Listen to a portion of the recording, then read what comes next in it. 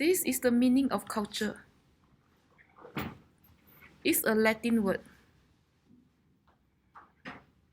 And it means to cultivate. So we often cultivate our surroundings for survival, or to adapt to our society, or to adapt to our surroundings. So think about this. Why do we carve pumpkins?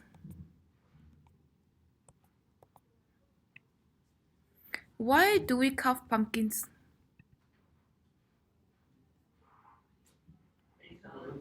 In Halloween?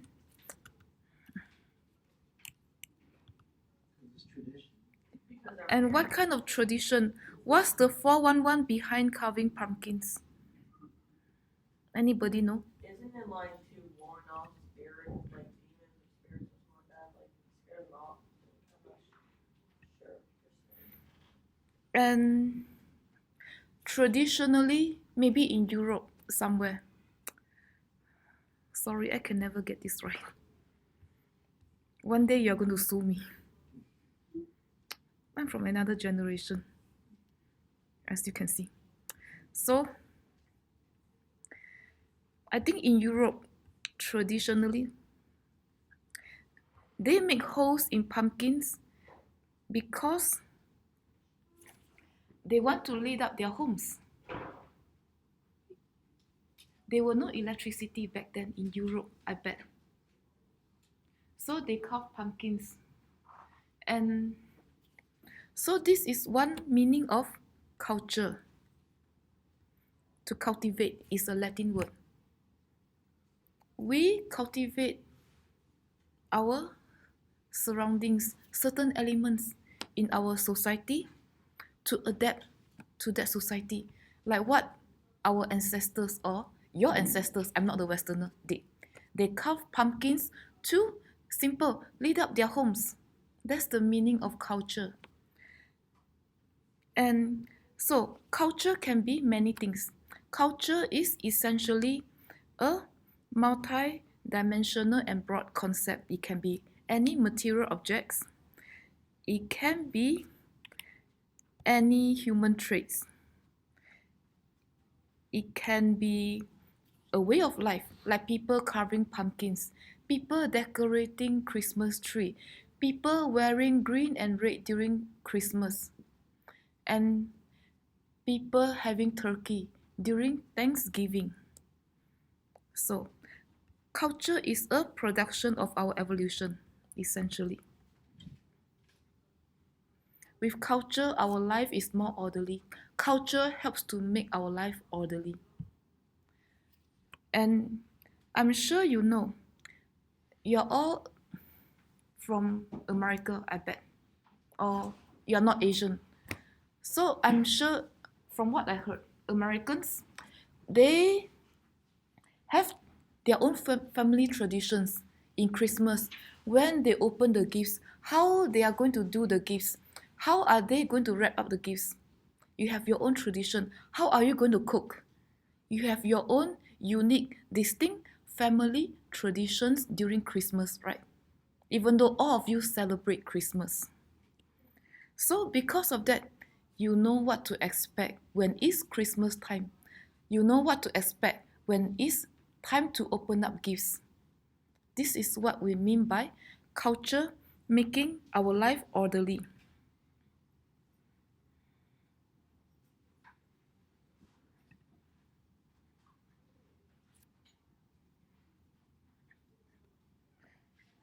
Okay.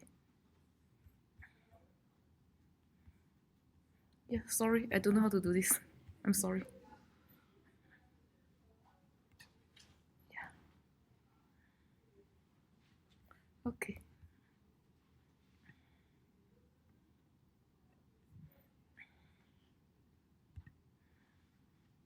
Okay, this may work. I'm sorry.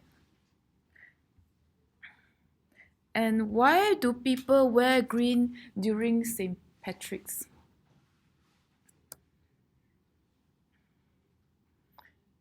Do you know? Sometimes people still do. When I walk on the streets, I live in many parts of the US. Whenever I walk on the streets, sometimes I still see a few people, they still wear green around that time, St. Patrick's in April. Why do people do that? They don't get pinched. Yeah, they believe that if they wear green, they can avoid getting pinched by leprechaun, right? So, do you think leprechauns still exist? Yes? You still believe that? So, because of that, people cultivate their surroundings to adapt to their needs. So, you still wear green during St. Patrick's. Okay, I see. Thank you. So, if you still believe that leprechauns still exist, then yeah, that's what you do to avoid getting pinched. So, do you still believe in Santa Claus coming down from your chimney, giving you presents? Okay. So, why do you still do certain things in Christmas? You dress in red and green. You decorated the tree. You still have your stockings, right?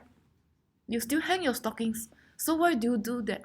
You said you no longer believe in Santa Claus, but you still hang your stockings. That's another manifestation of you cultivate your surroundings to adapt to your need.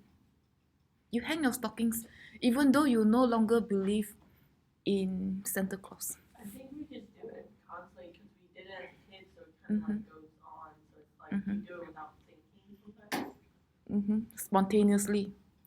So very good. We are on the right direction. Thank you. And this is what we mean by cultural transmission. Now you cannot see. Okay, it doesn't work. Cultural transmission is just the passing down of cultural elements, the way we do things from one generation to another. It should work on your computer, I'm sorry. So, yeah, spontaneously we do certain things at Thanksgiving, during Christmas, around the time of Halloween.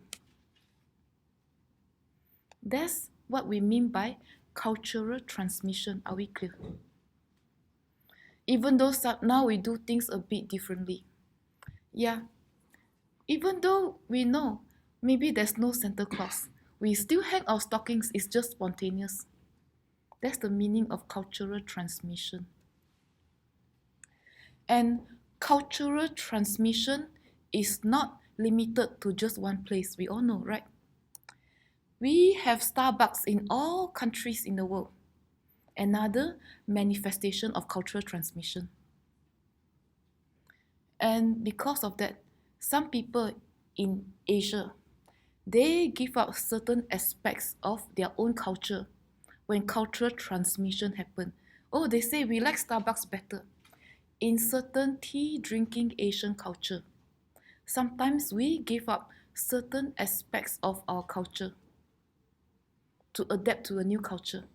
That's another manifestation of cultural transmission. Questions so far?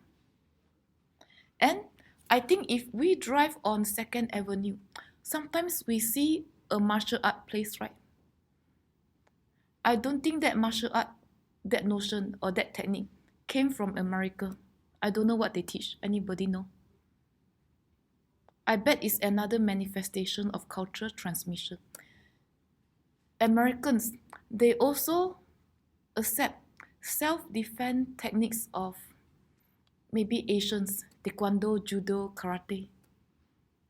And sometimes you see certain martial arts schools in different parts of the US, they teach these techniques from Asia in self-defense. Another manifestation of cultural transmission. And we have how many ethnic restaurants in this small town? We have what kind of ethnic restaurants in here? We have several Mexican restaurants, right? Throughout Kearney. What else do we have? Chinese? Several places. What else? Japanese? We have 2 Japanese restaurants, I think. Italian. So these are all manifestations of cultural transmission. It doesn't have to only be within a family from generations to generations. It also can be from one part of the world to another, from one part of the country to another. Are you clear about the meaning of cultural transmission?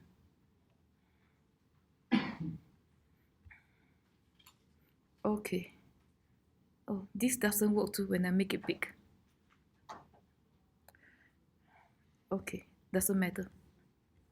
You will come to class because I suck in this. So, anybody know what is a dream catcher? That's the thing that Indians use, right? Yes. Yeah, American Indians, they still use that. Let's ask Dr. Google.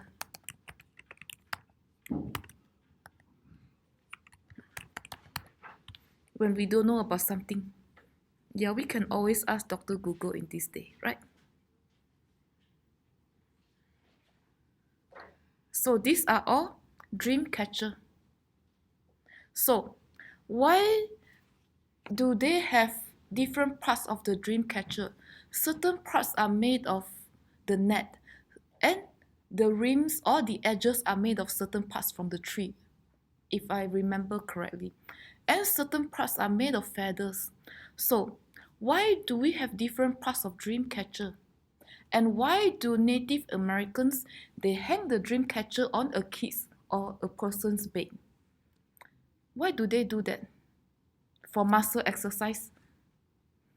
For hand exercise, they want something to do, they just hang. It's a good exercise. Or due to some other reasons, they do that. What does the feathers symbolize? The feather part of the dream catcher.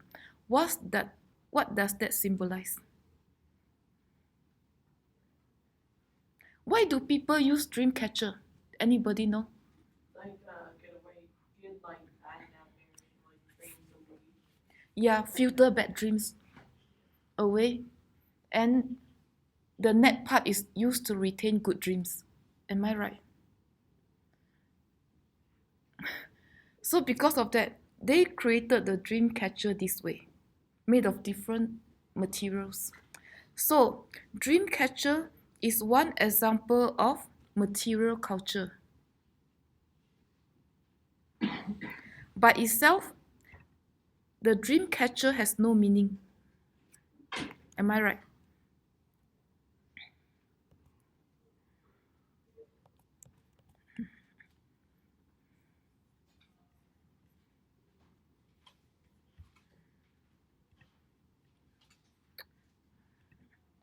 So by itself, the dream catcher has no meaning. But people give meanings to the different parts of the dream catcher. Then it makes sense why we need to hang the dream catcher beside somebody's bed. By itself, even the act of hanging the dream catcher beside somebody's bed has no meaning. So, I'm sorry, if you look at your own gadget, I suck. I'm sure you'll complain when you do my evals. Yeah, I must be old. Okay. We have two aspects of culture: material culture and non-material culture. So because of that, I said earlier, culture can be a variety of many things. It can be any objects, it can be human traits, it can be a way of life, it can be a product of evolution. And if we just look at objects alone, like the dream catcher, it doesn't mean anything. It's just something made of wood, made of net, made of feathers, nothing more. And if we look at two aspects of culture in conjunction, now the dream catcher makes a lot more sense. The net means something. To retain good dreams. The feather means another thing, to filter out bad dreams. Oh, it's going to be recorded. Oh, you'll complain, for sure. So, the non-material culture, our value system, our belief system, our norm. Norm comes from something normal. What do we normally do? Our language. Language facilitates a shared notion of understanding. All these non-material aspects of culture gives meaning to material culture. Material culture will be our objects, the dream catcher, the pumpkin with holes, wearing green during St. Patrick's, the Christmas tree, the cross, the star and the moon on top of the mosque, the synagogue, the symbols in the synagogue. These are all different objects referring to material culture. By itself, they don't mean a thing. And this is another aspect of material culture, your flag. By itself, it doesn't mean anything. It's just 50 stars, a few stripes. But if we combine non-material culture with material culture, now it makes sense why it has to be 50 stars. My student in my 9 o'clock class tells me why it's 50 stars. I messed up your flag, see? I don't know anything. And why are they stripes? You attach meanings to every part of your flag. Now it makes sense why your flag looks this way. Why a flag in any country looks a given way. We need to look at two aspects of culture in conjunction. Are we clear? Non-material culture tells us how material culture should be used. Non-material culture, the language, conveys to Native Americans how they should treat the dream catcher, how they should hang the dream catcher. What's the meaning of different parts of the dream catcher? Non-material culture also give meaning to material culture. So you need to look at the two aspects of culture in conjunction. Are we clear? Make sure you can make the distinction between material and non-material culture. This looks like a very good example question. You will have it in your midterm. Questions so far? So, it gives us meaning about the different objects. It tells us how to use those objects. Native Americans believe that dream catcher is a good thing. So these are all different aspects of non-material culture. Language is a system of shared symbols. Through language, Native Americans can convey to other Native Americans how the dream catcher should be used. Initially through speech, maybe after that through written text when they figure out how to write stuff. Maybe after the European immigrants came and they save all these written texts and they pass it from generation to generation. This is what we mean by cultural transmission. Or sometimes people convey how material culture should be used through facial gestures and expressions and body language. If other Native Americans, they hang the dream catcher in a wrong way, maybe their elders or family members will show certain facial gestures to correct that person. And language, because of that, provides the foundation for a common culture. Because they are able to convey how the dream catcher should be used, now dream catcher becomes a common culture among Native Americans essentially, right? Even though we know there are many tribes for Native Americans. I think most tribes, I'm not sure, they use the dream catcher, or I could be wrong. You go ask Dr. Google. And language has a social element. It can also convey our roles and responsibilities in society. We will talk about how language conveys certain gender roles, certain expectations, or certain stereotypes that exist in today's society. And these roles and stereotypes and expectations also form a common culture. And values, it means something desirable, something good, or something is bad. Or it tells us from right to wrong. The right way to hang a dream catcher. Oh, hanging the dream catcher beside a bed is a good thing, it's a desirable thing. And why? This pertains to values. And belief is different from values. Belief tells us whether something is true or not. Oh, it's true. If you hang the dream catcher beside a bed, it can retain good dreams and filter bad dreams. Oh, it's true. If you carve pumpkins, then it can lead up the house. That's belief. Oh, it's true. If you wear green during St. Patrick's, it can scare away the leprechauns and you will not get pinched. So, you make sure you know the difference between values and belief. Can you tell the difference? And knowledge tells us how things should be done, how the dream catcher should be hanged, how we should carve pumpkins so that our homes are littered. Maybe not these days, but our ancestors' days. And norms is another aspect of non-material culture. Norms tells us what's the normal way of doing a certain thing. What people normally do with the dream catcher. What people normally do during Thanksgiving. What people normally do around St. Patrick's. Norms tells us the rules and expectations. So, as you can see, from these different aspects of non-material culture, it gives meaning to material culture. It tells us how to use all these material cultural objects. Are we clear?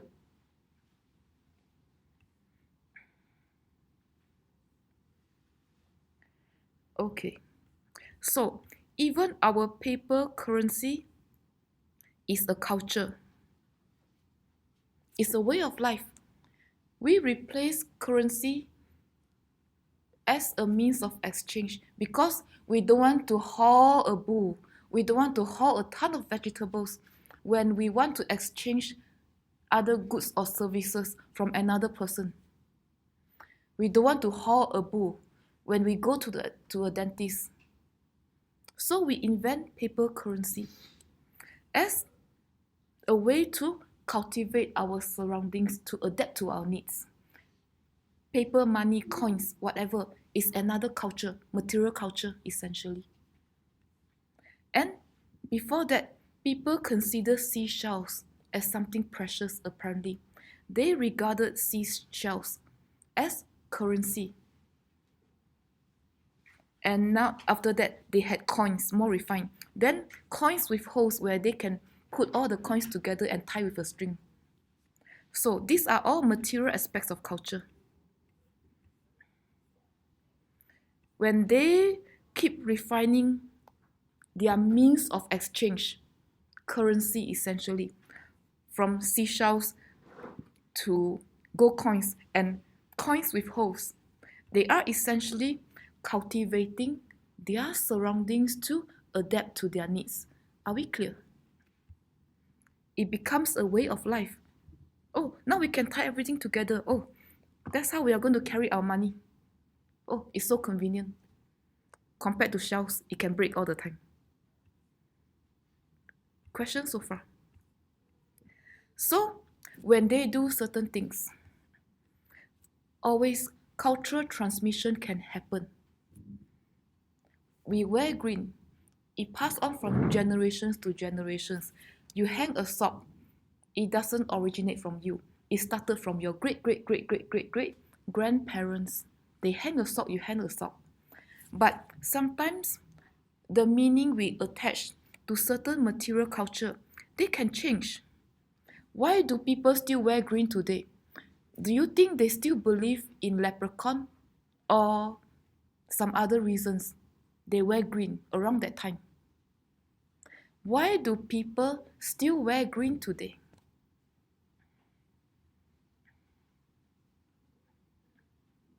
For fun? Why do you still carve pumpkins today? You have electricity, yeah. Because it's fun. It's fun. So sometimes the meaning of material culture or certain actions as one part of material culture can change over generations or over time. It used to be to lead up the house. Now you have electricity. We just do it for fun. And maybe we add certain other aspects of material culture. People go trick-or-treating. I don't know when trick-or-treating started. You can ask Dr. Google if you want. I don't know if trick-or-treating started around the time they carved the pumpkins. I'm sure Dr. Google knows. And we add other things to Thanksgiving as well. Aside from eating turkey, it has a specific meaning when European immigrants first came.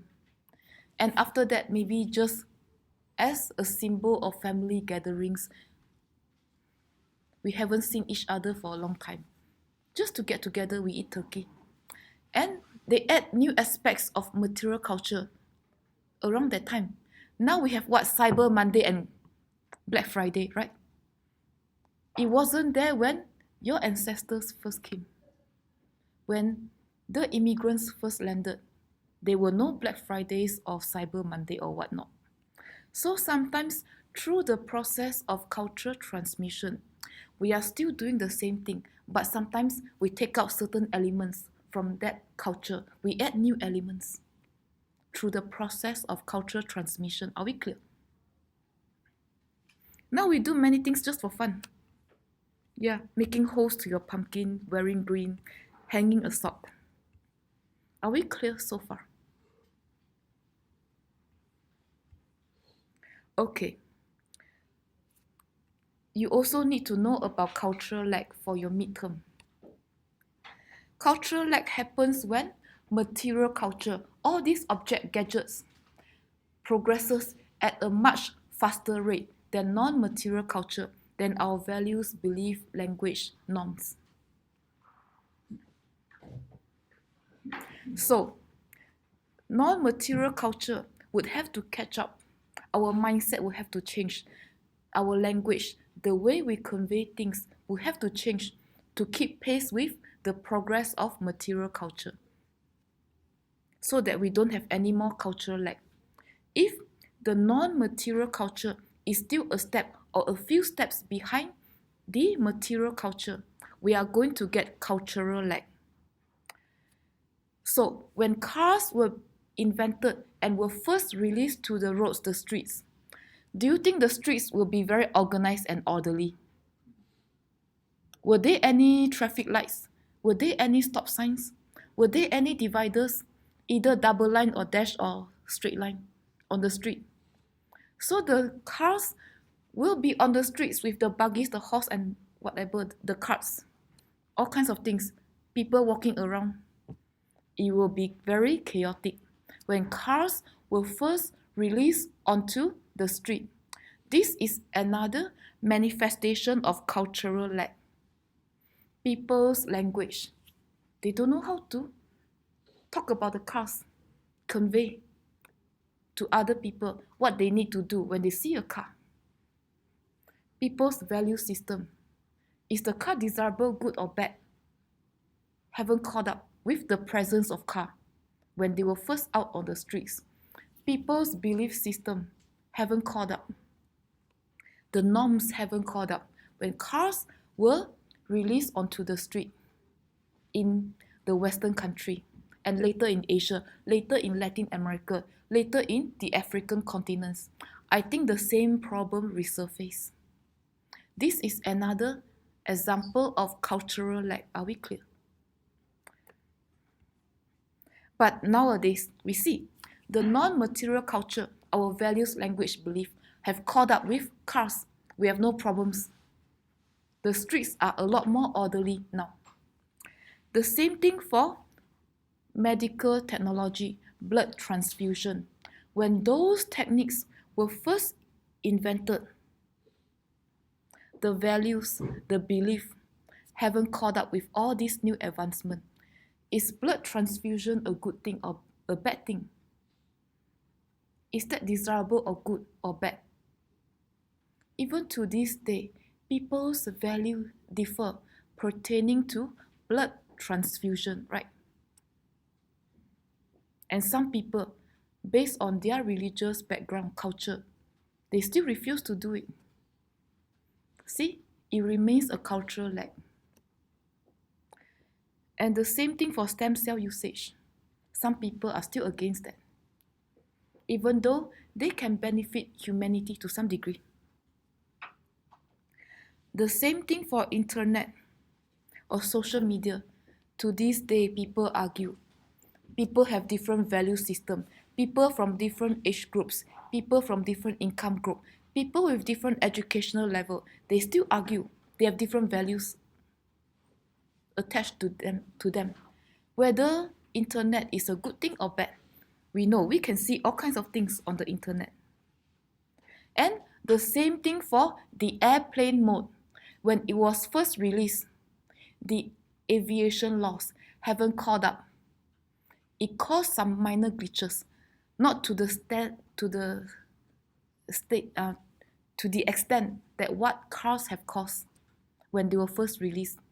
So, aviation law is another manifestation of cultural lack.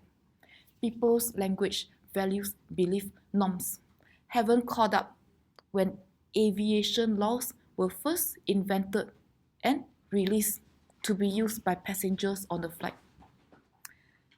So, do you know the meaning of cultural lack now?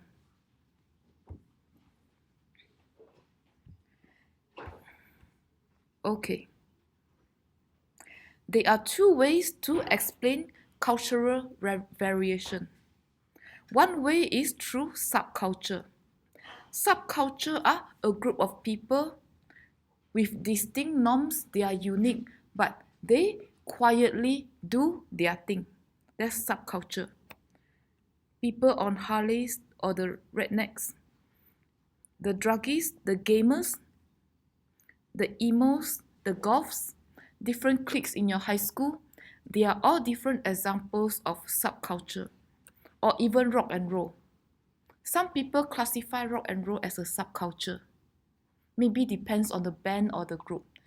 Some rock and rolls, they quietly do their own thing, but we know they exist because they revolutionized the music industry, right? They do things in a whole new way, the rock and roll. And the skaters, the rednecks, gymnasts, or the nerds in high school. These are all different examples of subculture. They are unique, distinct, but they are quiet. And another way to explain cultural variation is through counterculture.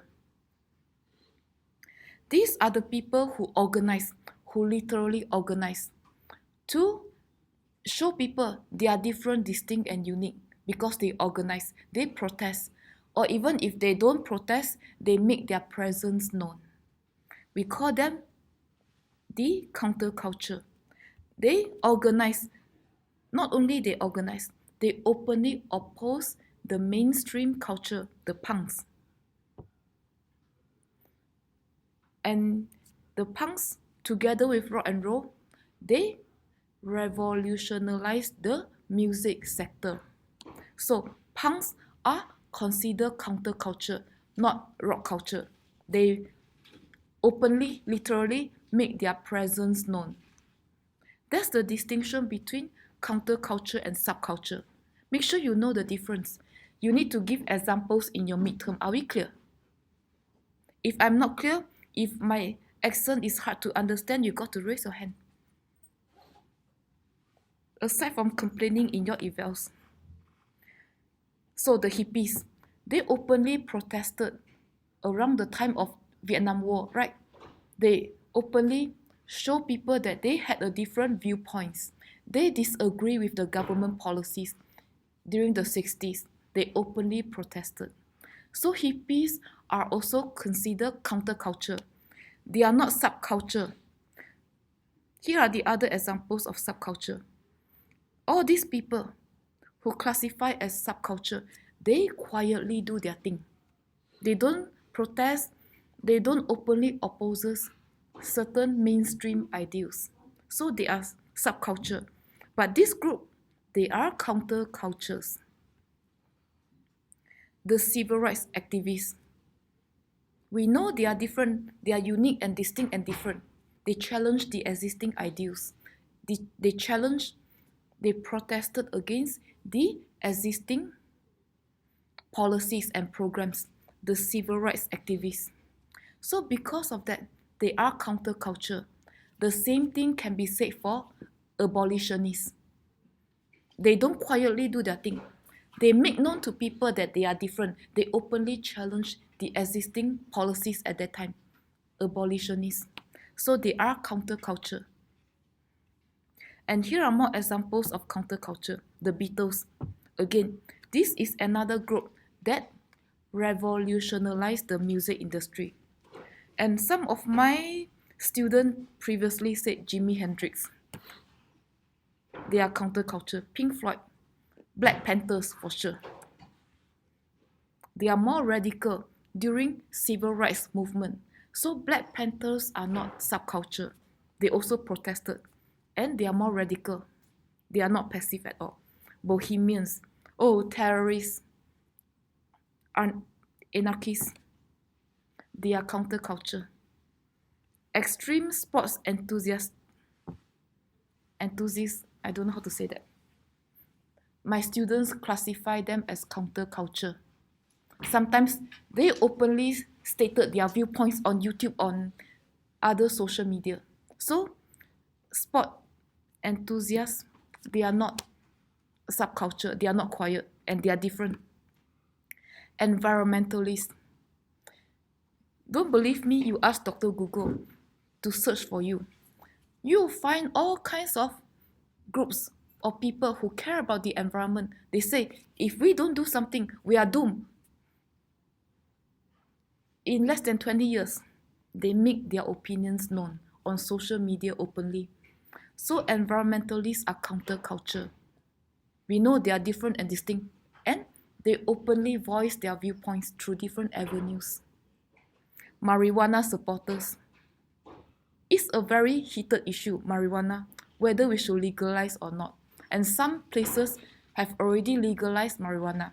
So because of that, marijuana supporters, they are countercultures on social media, on news channel, through writings, through other avenues. They openly, forcefully, make their opinions known. Why should we or should we not legalize marijuana? Neo-Nazis. This is another example of counterculture. So can you tell the difference of subculture and counterculture? Okay, can you give me some of your own example?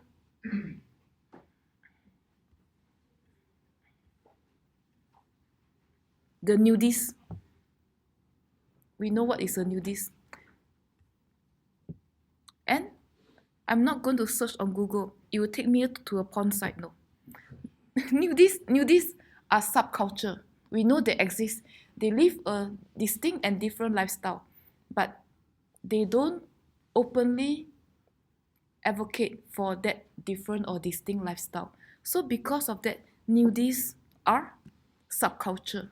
Can you make the difference? Make sure you know.